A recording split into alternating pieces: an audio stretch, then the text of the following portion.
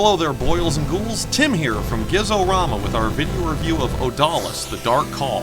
Odallus, brought to you by Joymasher, the Brazilian studio behind retro-themed titles such as Oniken, places you in the manly shoes of Haggis, a beefy Celtic warrior out to save his son from an evil warlord who wishes to abolish the old gods and bring darkness to the land, as they always do.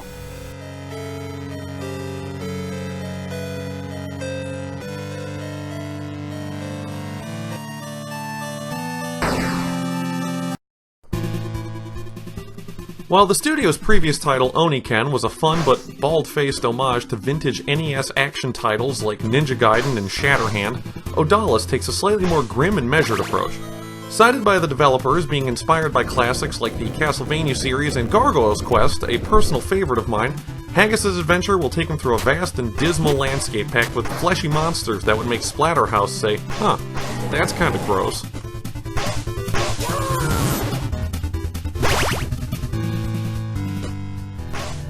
So you might have heard Castlevania and took it to mean Metroidvania, a style of non-linear exploration-based gameplay made exceedingly popular among recent indie games like Guacamelee and Axiom Verge, but it's not quite an exact comparison.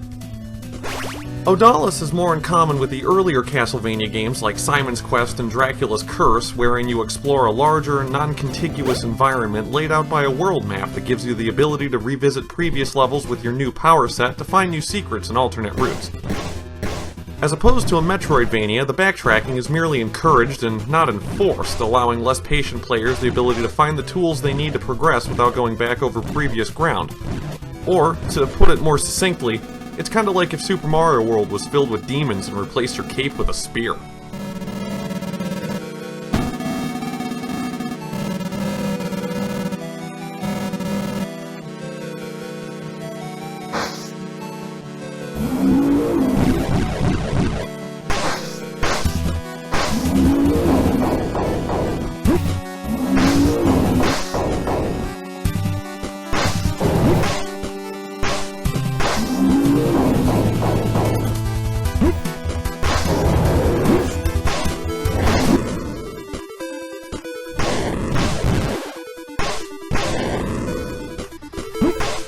That's not to say there isn't any exploration, though. The levels in Odallus are sprawling, or at least as sprawling as something can be while taking place on a 2D plane, and really encourage exploration and experimentation. Puzzles are usually pretty self-explanatory, and generally require the right application of the right tool, be it a weapon already in your inventory or a special relic found during your adventure. Either way, Odallus always takes care to ensure that you're well equipped to solve these puzzles when they arrive. If you find a torch somewhere, the chances are good you're going to need that torch in a second.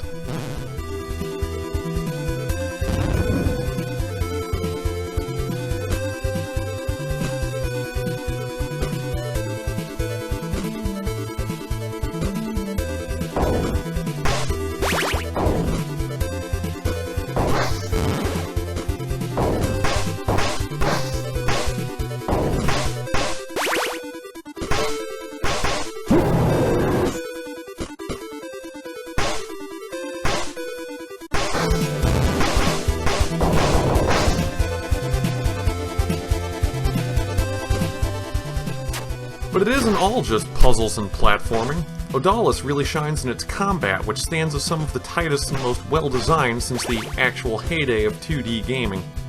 In a very Mega Man fashion, Odallus requires you to be aware of what your whole arsenal does and figure out the best weapon for the best situation. Some bosses are weaker to some sub-weapons than others, for example, or maybe a certain weapon of yours has better reach to knock an annoying enemy off a high platform. The nice thing is, as opposed to many older Castlevania games, Odallus lets you keep your weapons as you progress. This changes the combat dynamic to focus more on knowing which weapon is right for the job as opposed to hoarding ammo and sticking to one weapon throughout the game. A lot of the game's feel is based upon having these options available, and it's really all the better for it. Welcome.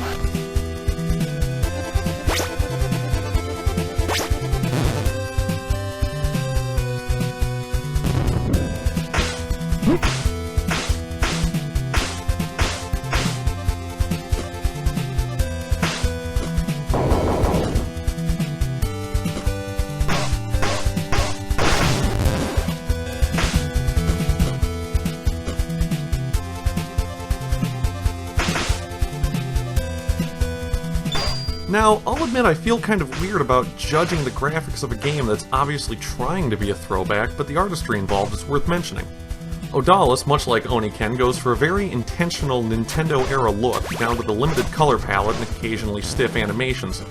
This approach makes Odallus look far more like an actual NES game than many other attempts at throwback art, like the very good but too glossy Shovel Knight, even if the animations are occasionally a bit too involved, making it look more like a PC, Amiga, or MSX computer game. The music is perfectly in keeping with this mood, using Nintendo-style instrumentation to create background scores that are all at once driving, moody, and atmospheric, just like the best chiptune composers of the 80s.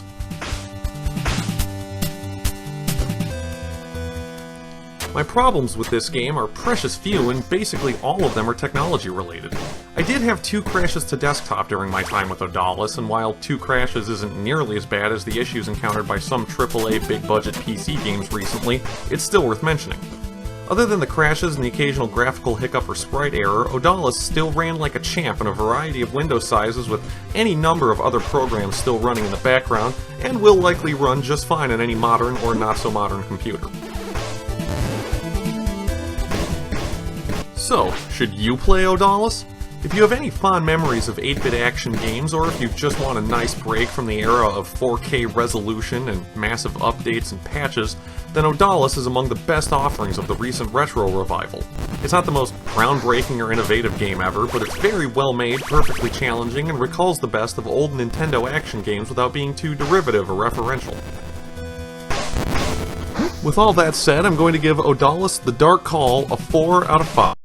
For more on Odallus, or for more reviews and previews of upcoming PC and console games, visit GIZORAMA.com, spelled just like it sounds, people. For GIZORAMA, I'm Tim Allen. Good luck on your quest.